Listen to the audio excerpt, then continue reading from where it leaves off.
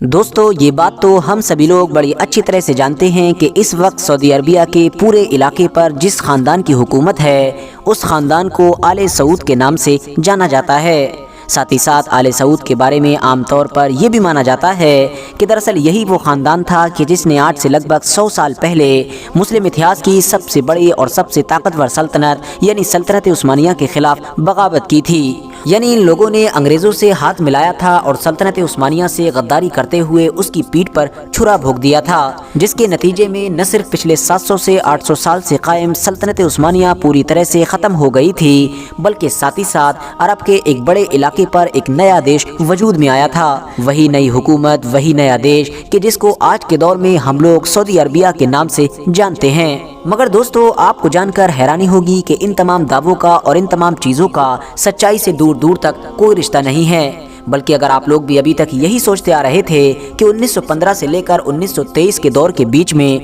सल्तनत उस्मानिया के ख़िलाफ़ जिन लोगों ने अरब के इलाकों में बगावत की थी, यानी जिन लोगों ने सल्तनत उस्मानिया से गद्दारी की थी, वो दरअसल आले सऊद थे, तो आप लोग भी पूरी तरह से गलत हैं। क्योंकि आले सऊद ने तो इस दौर में सल्तनत उस्मानिया से कभी जंग की ही नहीं थी, न उन लोगों के खिलाफ हथियार उठाए थे। बल्कि फर्स्ट वर्ल्ड वॉर के जो सल्तनत उस्मानिया के लिए सबसे ख़तरनाक और सबसे दर्दनाक साबित हुई थी, जिस जंग की वजह से सल्तनत उस्मानिया हमेशा हमेशा के लिए ख़त्म हो गई थी, उस जंग में भी आले सऊद ने इनके खिलाफ लड़ने की बजाय इनकी अधीनता यानी इनके अंडर में रहना ही पसंद किया था। मगर दोस्तों अब सवाल फिर से वही है कि अगर अरब के इलाके में सल्तनत उस्मानिया से गद्दारी करने वाले लोग आले सऊद नहीं थे तो आखिर थे कौन? क्योंकि ये बात तो क्रिस्टल क्लियर है कि गद्दारी तो ज़रूर हुई थी। गद्दारी की वजह से ही न सिर्फ सल्तनत उस्मानिया के टुकड़े हुए थे, बल्कि वो हमेशा हमेशा के लिए ख़त्म भी हो गई थी। साथ ही साथ सवाल ये भी है कि अगर इन लोगों ने गद्दारी नहीं की थी, इन लोगों ने सल्तनत उस्मानिया के खिलाफ फर्स्ट वर्ल्ड वॉर में हथियार नहीं उठाए थे, तो आखिर इन लोगों को फर्स्ट वर्ल्ड वॉर ख़त्म होने के बाद सऊदी अरबिया का इलाका मिला कैसे?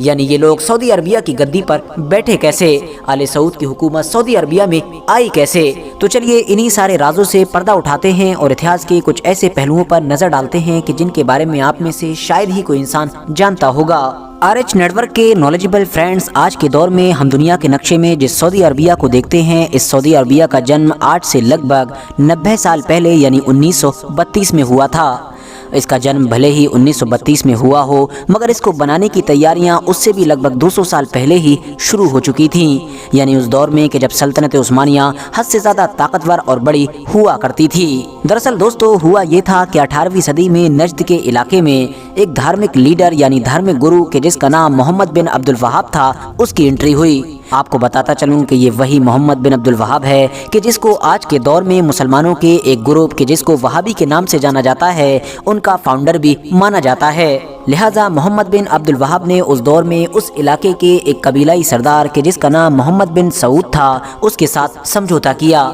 समझौता ये था कि जहां एक तरफ मोहम्मद बिन सऊद कि जो उस इलाके का कबीलाई सरदार हुआ करता था, यानी उस इलाके में उसका दबदबा हुआ करता था, तो वो मोहम्मद बिन अब्दुल वहाब को प्रोटेक्शन देगा, उसकी जान की हिफाजत करेगा,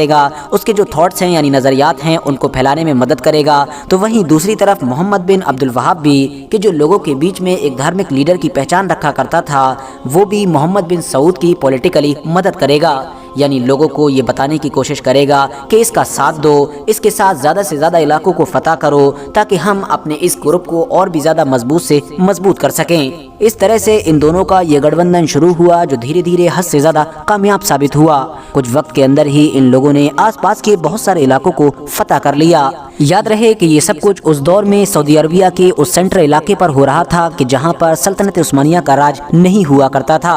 वो इसलिए क्योंकि हम सभी जानते हैं कि सऊदी अरबिया के सिर्फ उन शहरों या फिर उन इलाकों पर ही सल्तनत उस्मानिया राज किया करती थी कि जो या तो धार्मिक तौर पर पवित्र थे यानी मुक़द्दस, जैसे मक्का मदीना, या फिर किसी और तरह से फ़ायदेमंद थे। वरना इसके अलावा सऊदी अरबिया का जो बीच का इलाका था वो तो तेल निकलने से पहले इतिहास में हमेशा से ही बेकार और बुरा माना जाता है, क्योंकि बंजर ज़मीन के सिवा वहाँ पर कुछ नहीं हुआ करता था। अब भला हद से ज़्यादा दूर बैठा सल्तनत उस्मानिया का कोई सुल्तान एक ऐसी ज़मीन के लिए अपनी एनर्जी, अपना टाइम और अपना पैसा क्यों खर्च करता कि जिसके बारे में उसको पता है कि वो उसको कुछ भी नहीं देने वाली है, क्योंकि उसकी जगह पर वो दुनिया के किसी दूसरे इलाके को भी फतह कर सकता है। साथ ही साथ दोस्तों आपकी नॉलेज के लिए बताता चलूँ कि रियाद के इलाके से उस दौर में अपनी सल्तनत को शुरू करने वाला यही वो मोहम्मद बिन सऊद था कि जिसकी औलादें आज के दौर में आले सऊद कहलाती हैं और सऊदी अरबिया के इस इलाके पर हुकूमत करती हैं। فی الحال دوستو، جیسا کہ میں نے آپ کو پہلے ہی بتایا کہ شروع میں تو سلطنت عثمانیہ نے ان کے اوپر کوئی دھیان نہیں دیا، کیونکہ یہ ایسے علاقے میں تھے کہ جہاں پر سلطنت عثمانیہ کا راج ہوا ہی نہیں کرتا تھا۔ مگر بعد میں جب دھیرے دھیرے یہ طاقتور بننا شروع ہوئے اور آگے جا کر انہوں نے کربلا اور مکہ جیسے طاقتور اور بڑے شہروں کو بھی قبضانے کی کوشش کی، تو پھر سلطنت عثمانیہ نے فوراً ان کے اوپر ایکشن لینے کا فیصلہ کیا اور اس کام کی ذمہ داری سونپی گئی سلطنت عثمانیہ کی طرف سے محمد علی پاشا کو۔ محمد علی پاشا دراصل ایجپٹ کے گورنر ہوا کرتے تھے اور اس دور میں ایجپٹ یعنی مصر بھی سلطنت عثمانیہ کے انڈر ہی میں آیا کرتا تھا۔ محمد علی پاشا نے اپنے بیٹے ابراہیم پاشا کو عربوں سے نپٹنے کے لیے بھیجا۔ محمد علی پاشا کے بیٹے یعنی ابراہیم پاشا نے کچھ وقت کے اندر ہی یعنی 1818 تک اس پورے علاقے سے عربوں کو باہر کھدیڑ دیا۔ عربوں کی جب ہار ہو گئی تو اس دور میں آل سعود کا یہ جو خاندان تھا، اس کا جو راجہ ہوا کرتا تھا یعنی سردار، کہ جس کا نام عبداللہ ابن سعود تھا، اس کو گرفتار کر کے استنبول بھیجا گیا، یعنی کہ سلطنت عثمانیہ کی راجدھانی میں۔ اس کے علاوہ جو اس دور کا وہابی امام ہوا کرتا تھا، اس کو بھی عبداللہ ابن سعود کے ساتھ قسطنطنیہ یعنی کہ استنبول بھیجا گیا اور وہاں لے جا کر آیا صوفیہ کے سامنے بغاوت کے جرم میں عبداللہ ابن سعود کا سر قلم کر دیا گیا۔ اور اس طرح سے 18ویں صدی میں محمد بن سعود نے محمد بن عبد الوہاب کے ساتھ جو ایک بڑی سلطنت بنانے کا خواب دیکھا تھا،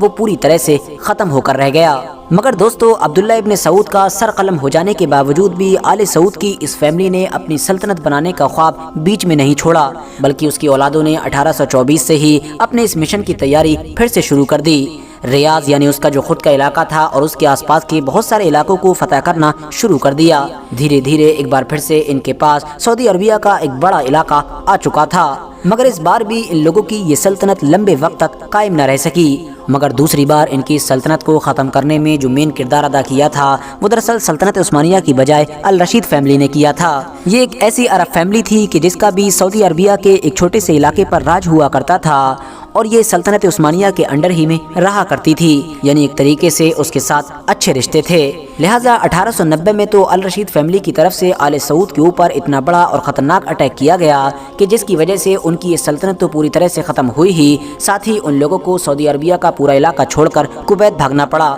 وہاں پر جا کر ان لوگوں نے اپنی جان کی حفاظت کی۔ پھر دور آیا 20ویں صدی کا کہ جب پوری دنیا میں ہر طرف جنگیں ہی جنگیں شروع ہو چکی تھیں۔ سلطنت عثمانیہ بھی بڑی تیزی کے ساتھ کمزور ہو رہی تھی۔ دوسری طرف کویت میں بھی دوسروں کے رحم و کرم پر اپنی زندگی گزارنے والے ان آل سعود کے خاندان میں بھی عبدالعزیز نام کا ایک طاقتور انسان پیدا ہو چکا تھا، جس نے یہ ٹھان لیا تھا کہ وہ ہر حال میں اپنے باپ دادا کے سارے علاقوں کو دوبارہ حاصل کرے گا۔ لہٰذا 1902 میں اس عبدالعزیز نے اپنے 40 سپاہیوں کے ساتھ سب سے پہلے ریاض نام کے اس علاقے کو فتح کیا کہ جہاں سے اس کے پورے خاندان کو بھگایا گیا تھا، اور بعد میں دھیرے دھیرے جیسے جیسے طاقتور ہوتا گیا آس پاس کے دوسرے علاقوں کو فتح کرتا چلا گیا۔ وقت کے ساتھ ہی 1914 میں فرسٹ ورلڈ وار بھی شروع ہو چکی تھی، جس جنگ میں جہاں ایک طرف سلطنت عثمانیہ تھی تو وہیں دوسری طرف اس کے مقابلے میں برٹین اور فرانس جیسے دیش تھے۔ لہٰذا برٹین اور فرانس جیسے دیشوں نے سلطنت عثمانیہ کو کمزور کرنے کے لیے سب سے پہلے شریف مکہ سے ہاتھ ملایا۔ آپ کو بتا دوں کہ دراصل شریف مکہ ایک ایسی پوسٹ ہوا کرتی تھی کہ جس پر سلطنت عثمانیہ کی طرف سے ہی ایک معزز یعنی عزت دار اور بڑے رتبے والے انسان کو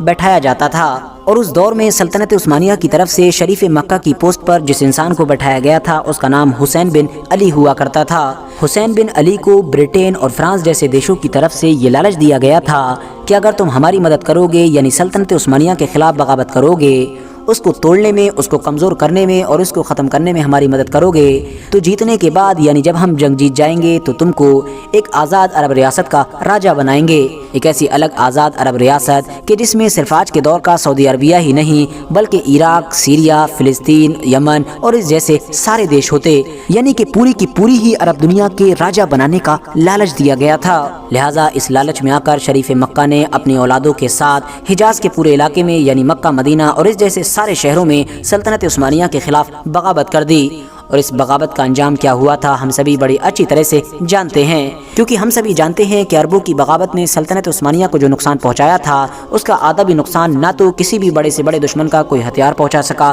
اور نہ ہی کوئی بڑے سے بڑا جاسوس پہنچا سکا تھا۔ انٹرسٹنگ بات یہ ہے کہ جس دور میں شریف مکہ نے سلطنت عثمانیہ کے خلاف بغاوت کی، اس دور میں آل سعود اور اس جیسے کچھ اور عرب خاندان کہ جو سعودی عربیہ کے سینٹر پوائنٹ یعنی ریاض اور اس جیسے آس پاس کے علاقوں میں رہا کرتے تھے، ان لوگوں نے شریف مکہ کا ساتھ نہیں دیا، بلکہ وہ تو الٹا یہ دکھانے کی کوشش کر رہے تھے کہ ہم شریف مکہ کے خلاف ہیں اور سلطنت عثمانیہ کے فیور میں ہیں، اور اس کی سب سے بڑی وجہ یہ تھی کہ کیونکہ وہ تو خود شریف مکہ سے چڑا کرتے تھے۔ آل سعود تو خود چاہتے تھے کہ وہ شریف مکہ کو حجاز یعنی مکہ مدینہ کے علاقے سے باہر پھینک دیں اور خود اس علاقے پر قابض ہو جائیں۔ فی الحال سلطنت عثمانیہ کی ہار کے ساتھ جب فرسٹ ورلڈ وار ختم ہوئی تو برٹن اور فرانس جیسے دیش کہ جنہوں نے پہلے شریف مکہ کو پورے عرب کا راجہ بنانے کا وعدہ کیا تھا، انہوں نے اپنا وعدہ پوری طرح سے توڑ دیا، بلکہ سلطنت عثمانیہ کے جو ٹکڑے ہوئے تھے ان کو آپس میں انہوں نے خود ہی بانٹ لیا۔ حالانکہ شریف مکہ کو بھی راجہ بنایا گیا، مگر صرف اور صرف حجاز کے علاقے کا، یعنی سعودی عربیہ کے صرف اس پارٹ کا کہ جس میں مکہ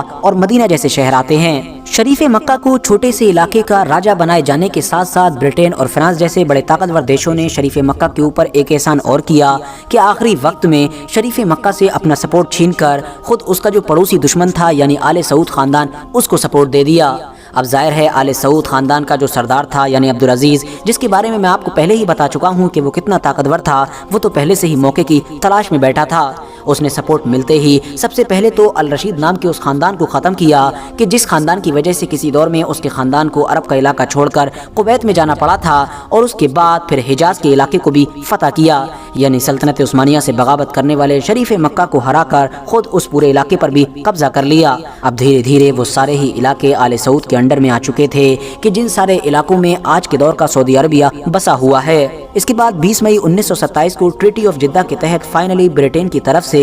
حجاز اور ریاض کے دونوں علاقوں کو ملا کر ایک الگ آزاد عرب ریاست کی مانیتا بھی دے دی گئی۔ ایسا مانا جاتا ہے کہ اس کے بعد عبدالعزیز آس پاس کے دوسرے عرب دیشوں پر جیسا کہ سیریا، عراق، فلسطین، لیبنان، ان سبھی علاقوں پر قبضہ کرنا چاہتا تھا، مگر ظاہر ہے اس دور میں ان سارے علاقوں پر برٹن جیسے دیشوں نے قبضہ کر رکھا تھا، تو اسی لیے عبدالعزیز نے ان پر اٹیک نہ کرنا ہی بہتر سمجھا، ورنہ ظاہر ہے اس کا خود کا ایریا بھی خطرے میں آ سکتا تھا۔ حالانکہ دوستو ایک الگ آزاد دیش کی مانیتا مل جانے کے باوجود بھی عبدالعزیز کی مشکلیں ابھی بھی کم نہیں ہوئی تھیں، کیونکہ ہوا یہ کہ آخری وقت میں اخوان نام کے اس گروپ نے عبدالعزیز کے خلاف بغاوت کر دی کہ جس اخوان نام کے گروپ کی مدد سے ہی وہ یہاں تک پہنچ سکا تھا، یعنی جن کی مدد سے اس نے ان سارے علاقوں کو فتح کیا تھا اور ایک الگ آزاد دیش بنا پایا تھا۔ دراصل دوستو اخوان ایک ایسا گروپ تھا جو کٹر وہابی وچاردھارا پر یقین رکھا کرتا تھا، جیسا کہ میں نے آپ کو پہلے ہی بتایا کہ وہابیوں کے امام یعنی فاؤنڈر محمد بن عبد الوہاب اور آل سعود کے جو باپ دادا تھے ان کے بیچ ایک کانٹریکٹ ہوا تھا،